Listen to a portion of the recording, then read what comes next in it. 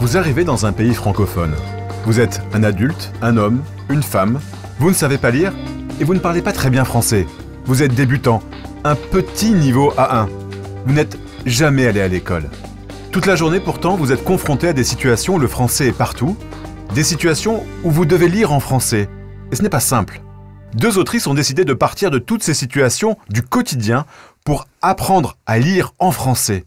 Payer ses factures, lire des SMS sur un téléphone, se repérer sur un plan, c'est le point de départ du livre intitulé « Apprendre à lire en situation » dans la collection Focus d'Hachette Fleu.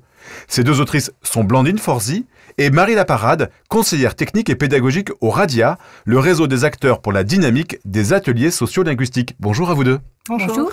Alors Blandine, Marie, quand on réfléchit une petite seconde à la situation de quelqu'un qui arrive en France, ou qui est d'ailleurs déjà en France et qui est confronté directement au français, ce n'est pas simple. Est-ce que c'était votre constat quand vous avez décidé de travailler sur ces situations ? Blandine. Les situations, en fait, elles sont basées sur l'observation que la réalité quotidienne est complexe. On parle de récépissé, de carte de séjour, d'hernie hiatale, voilà. Donc c'est tout le temps du vocabulaire qui est riche, complexe, qui est pourtant le vocabulaire que les adultes doivent pouvoir soit lire, soit comprendre dans des documents du quotidien pour pouvoir agir dans différentes situations de santé, de travail, de transport. Oui, parce que, n'est-ce pas, Marie, quelqu'un qui est en France, est confronté et entouré de langue française, et cette langue française, il faut bien la maîtriser parce qu'il y a des problèmes du quotidien à résoudre. Il y a surtout beaucoup de choses à lire. Et quelle que soit en fait la situation que les personnes vivent en tant qu'acteurs sociaux, ils ont besoin en fait de décrypter un certain nombre de documents, que ce soit à l'école, à l'hôpital, dans la rue. Et donc, le constat, c'est que c'est absolument nécessaire de les rendre autonomes pour qu'ils puissent agir sans demander l'aide de tiers constamment. Alors, dans l'introduction du podcast, j'énumérais certaines situations, lire un SMS sur un téléphone, se repérer sur un plan. Quels sont les types de situations les plus courantes, les plus complexes, auxquelles sont confrontés des locuteurs, enfin de ce public-là, qui doit être en contact permanent avec la langue française? On ne peut pas être exhaustif parce que de toute façon, il y a toujours plus de documents, de situations qui peuvent être traitées. Mais on a quand même une expérience de plusieurs décennies. Donc, on a vraiment fait un focus, c'est le cas de le dire, sur les plus courantes, les plus fréquentes dans le manuel. Par exemple, si vous en avez quelques-unes. Effectivement, le formulaire, le plan, les billets de transport, la borne automatique, les SMS. Justement, j'aimerais qu'on prenne un exemple. Un locuteur donc, qui n'est pas allé à l'école, qui n'a jamais parlé français, mais qui est confronté à un écran de billets de banque, d'un distributeur de billets de banque. Comment il fait ? Comment vous faites pour l'amener vers la langue française ? Déjà, si on parle de distributeur, dans mon passé de formatrice, j'étais en train de travailler le chèque avec des apprenants et un jour, un monsieur m'a donné sa carte bleue en me disant « Est-ce que tu peux aller prendre de l'argent pour moi ?» Donc, j'ai bien compris en fait qu'il y avait un écart entre ma représentation de ce que l'apprenant devait apprendre à faire et ses besoins authentiques. Donc, on a travaillé sur le distributeur, dans la rue, un vrai distributeur. Et là, dans le manuel, on a pour intention de travailler de cette manière-là, c'est-à-dire de découvrir les différentes images, les différentes captures d'écran du distributeur pour ensuite en lire les consignes, jusqu'à un travail sur des points de langue. Parce que en fait, ce qu'il faut dire, c'est que le manuel est très concret. C'est-à-dire que vous prenez vraiment des exemples très concrets de la vie quotidienne de tous ces gens, de l'administration, parce que c'est le premier contact qu'on a souvent avec un pays, c'est l'administration. C'est ça, Marie ? On a effectivement découvert au fil de notre pratique ce qui pouvait intéresser et ce qui était important en fait pour les participants. Et donc, c'est à partir de cela que nous avons fait notre choix. Après, le livre propose une démarche et donc les formateurs ensuite peuvent s'approprier cette démarche pour la mettre en œuvre à partir de n'importe quel autre document. Alors, justement, quelle est cette démarche ? C'est l'utilisation, la didactisation des supports authentiques, comme on peut l'apprendre en université de français langue étrangère. Donc, c'est la découverte du document, la manipulation du document et une réflexion sur les paramètres de communication. Qu'est-ce que c'est que ce document ? Qui me l'envoie ? Où je le trouve ? pour ensuite repérer des éléments généralement saillants, peut-être en gras, peut-être soulignés, se poser des questions sur le sens de ces mots dans le contexte du document. Et puis ensuite, on fait tout un travail de mémorisation et de systématisation sur les mots essentiels du document. Oui, il y a un lexique, hein, c'est ça. C'est ça. On retrouve les mots qui sont abordés. C'est ça. C'est pour ça que dans l'ouvrage, en fait, il y a beaucoup de photos, c'est écrit très gros. C'est assez simple, en fait, d'y rentrer. L'intention, elle était de s'adresser à la fois aux formateurs, mais aussi aux apprenants adultes, pour qu'ils puissent éventuellement refaire le travail chez eux, ou peut-être, une fois qu'ils se sont appropriés la démarche, le faire en autonomie. Donc, il y a toute une réflexion qui a été menée pour simplifier visuellement le plus possible les consignes. Et c'est pour ça qu'elles sont aussi enregistrées et qu'en fait, il y a un travail d'écoute de la consigne.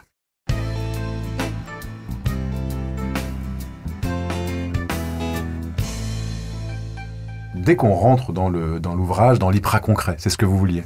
Ah oui, absolument. C'est quelqu'un qui n'a jamais lu, donc qui n'est pas alphabétisé, qui ne sait pas lire. Comment vous faites pour l'amener concrètement ? Qu'est-ce que le professeur doit faire pour l'amener justement arriver à lire? C'est justement avec cette progression. On commence par faire découvrir le document, à quoi il sert. Et en fait, c'est le questionnement, c'est les questions qu'on va poser qui va amener le participant à balayer le document. En fait, il va apprendre à le faire. Il va apprendre à balayer le document, à repérer des informations importantes. Et c'est à partir de là, le document, il a du sens pour lui, puisque a priori, on part de documents dont les personnes ont besoin. Donc, on rentre en fait, ça leur parle. Ça leur parle, donc on rentre déjà par le sens. Et ce sens permet de mettre en évidence, en tout cas de faire repérer les informations clés, les informations saillantes, les mots les plus importants. Et c'est donc à partir de ces mots qu'on va ensuite traiter la façon dont ils sont construits. Un enseignant donc peut utiliser assez facilement l'ouvrage. Il n'y a pas besoin d'une formation particulière. Non. Par contre, il faut se déprogrammer de la représentation de « je commence par une syllabe » pour ensuite construire un mot simple, pour ensuite construire une phrase qui peut-être n'a pas vraiment de sens, en tout cas pas de sens dans la vie quotidienne, pour arriver ensuite à une phrase complexe. Il faut vraiment partir du principe que l'objet d'apprentissage commence par le repérage général du document, de son contexte, de son usage, de ce qu'il constitue, les différentes parties du document, pour ensuite travailler sur le mot, la phrase et la mémorisation de ce lexique. D'accord, donc la prise en main finalement de l'ouvrage est assez simple. Enfin, vous accompagnez aussi l'enseignant dans votre démarche. On a essayé de faire des choses simples avec du complexe. D'accord. Alors, et pour l'apprenant en lui-même, qui doit apprendre en autonomie avec le livre, donc vous avez dit, hein, il faut un niveau quand même débutant, il faut un petit peu quand même parler français. Là aussi, vous avez fait en sorte que ce soit facile pour lui de revenir plusieurs fois sur l'ouvrage, sur le document. En fait, la construction de tous les dossiers est exactement la même. C'est-à-dire qu'en fait, une fois qu'il a compris l'organisation d'un dossier, ça se répète sur l'ensemble des dossiers. Et simplement, il y a deux parties. Donc, une partie qui est considérée avec des documents plus simples que la partie 2. Et les personnes pourraient très bien choisir de commencer par le dossier 3 plutôt que par le dossier 1. Il n'y a pas une progression qui va de la page 1 à la page 100. Quels sont les avantages pour vous de cette méthode d'apprendre à lire en situation ? Ça donne du sens tout de suite à l'apprentissage et surtout ça met les personnes en situation de réussite parce que cette progression permet donc de mémoriser les mots importants et donc ça met les personnes dans une dynamique positive. Ils vont réussir en fait. Notre objectif, c'est pas de les mettre en situation de difficulté, mais au contraire que cette progression les aide et donc ils vont avoir terminé un dossier et le fait que le dossier suivant soit constitué de la même façon va l'aider en fait à poursuivre son apprentissage. En fait, c'est de partir des besoins, la première chose, de quoi j'ai besoin en tant qu'adulte dans ma vie quotidienne. Et c'est pas parce que ce document est compliqué que je ne peux pas apprendre à travers ce document. Donc la progression, elle est très évidente. Et puis surtout, c'est de pouvoir le réemployer tout de suite. C'est-à-dire qu'il n'y a pas d'écart entre le cours de français et l'usage du français. J'apprends avec le formateur ou tout seul, des choses que je vais pouvoir réemployer immédiatement. Et c'est là où on a un succès garanti. Et c'est pour ça qu'on est tout à fait convaincus, Marie et moi, de l'approche, parce qu'en fait, on l'a observé. C'est-à-dire que, en fait, les 2 heures de français deviennent très vite 6, puisque c'est 2 heures avec le formateur, mais qui deviennent 4 heures de plus dans la vie quotidienne. Mais vous n'abordez pas que des documents très concrets. Vous avez aussi dans le livre des poèmes, des chansons, des extraits de romans. Pourquoi vous êtes un petit peu sorti de cette situation très concrète pour vous tourner vers ce type de documents ? Déjà parce que très souvent, les gens formulent la demande. Les adultes, ils sont aussi au courant que les romans existent, que les médiathèques sont là, que les chansons françaises existent. Et puis ensuite, parce que c'est aussi une façon de montrer que c'est pas qu'une approche pragmatique. Évidemment, les documents quotidiens sont des documents de la vie pragmatique, mais en même temps, ça peut se prolonger avec des choses qui sont plus ludiques et plus de plaisir. Et on a voulu, en fait, finalement, dans les 3 parties, commencer par un travail donc, sur les documents. En partie 2, on a voulu aborder la lecture linéaire à travers donc, des lettres ou des SMS pour terminer, effectivement, par une partie plus sympa. Plus sympa. On sort un peu du code de l'IPRA quotidien. Voilà. Mais l'idée, c'est vraiment d'accompagner les personnes dans cette progression pour les amener petit à petit à la lecture linéaire en partant au départ de documents réels sur lesquels ils commencent par trouver des mots, repérer des informations et ensuite on commence à aborder la lecture linéaire.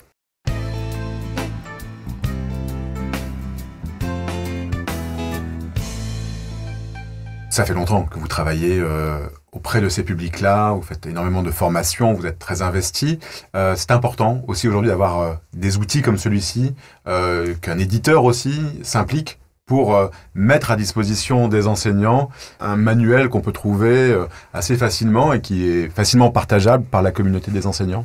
C'est vrai que les formateurs sont en demande de manuels et nous, on trouve que les manuels qui sont proposés pour les adultes débutants lecteurs, souvent oublient qu'on s'adresse à des adultes. Et on est très contente d'avoir pu réaliser ce travail parce qu'effectivement, là, la question ne se pose pas de savoir si c'est du vocabulaire simple ou pas simple. C'est le vocabulaire dont les adultes ont besoin. Ce public peut-être était un peu invisibilisé, je dirais. Enfin, il est là, mais aujourd'hui, il est un peu aussi sur le devant de la scène. Le monde a changé, les migrations sont de plus en plus fortes, donc il vient de répondre à cette évolution du monde. C'est-à-dire qu'en fait, c'est surtout la représentation de ce que c'est qu'être adulte non lecteur qui peut être un peu modifiée par le rapport à ce manuel. C'est-à-dire que on a souvent entendu dire les niveaux 0, ils savent même pas tenir un stylo, il faut que les analphabètes apprennent à apprendre, des choses qui... Et là, en fait, on est en train de travailler sur des stratégies d'apprentissage qui sont riches, complexes, qui interrogent en fait effectivement la place que certains adultes ont dans la société française. Donc ce livre... il correspond à un engagement pour vous, je le disais, vous êtes très investi. C'est un engagement, vraiment, d'élaborer un livre comme celui-ci ? C'est du travail, en tout cas. Oui, mais est-ce qu'au fond, ça vient concrétiser des années de travail au plus près de ces publics-là ? Oui, certainement. En tout cas, c'est intéressant de rendre visible tout le travail qu'on a, nous, mené pendant une bonne vingtaine d'années, qu'on met en pratique donc dans nos ateliers ou qu'on propose également dans les formations qu'on fait auprès des bénévoles. Mais c'est vrai que d'avoir un document physique c'est vrai que ça donne un poids aussi au travail qu'on propose. Qu'est-ce qui vous a le plus plu dans l'élaboration de cet ouvrage ? Moi, ce qui m'a plu, c'est que déjà, quand on a fait la proposition à Hachette, ils ont tout de suite dit oui. Alors qu'en fait, techniquement, c'était pas si évident que ça parce qu'on était quand même sur une logique d'auto-formation. Pas que, mais en tout cas, de faire aboutir à une perspective d'auto-formation. Et avec tout ce travail sur l'écoute des consignes et de simplification visuelle des consignes écrites pour que vraiment l'apprenant puisse s'approprier les documents sur lesquels les activités portent et non pas autour toute une série d'explications qui auraient pu nuire à la lisibilité du manuel. Et pour vous, Marie ? C'est pareil. Et puis surtout, moi, ce que j'ai vraiment apprécié, c'est qu'on puisse avoir tout ce support technique, c'est-à-dire pouvoir avoir ces enregistrements. C'est très, très simple. Je l'ai testé avec mes participants et c'est vraiment très, très simple d'accès. C'est vraiment un plus pour leur permettre justement de travailler en autonomie. Même si, effectivement, ils ne vont pas forcément prendre cet ouvrage et le travailler d'entrée en autonomie, mais avec une prise en main, un accompagnement du formateur, c'est très simple ensuite de pouvoir l'utiliser seul. Et il est très agréable à lire aussi. Alors j'encourage tous les formateurs qui travaillent avec ces publics de travailler avec cet ouvrage, Apprendre à lire en situation, qui est édité dans la collection Focus chez Hachette Fleu. Merci à vous deux. Merci.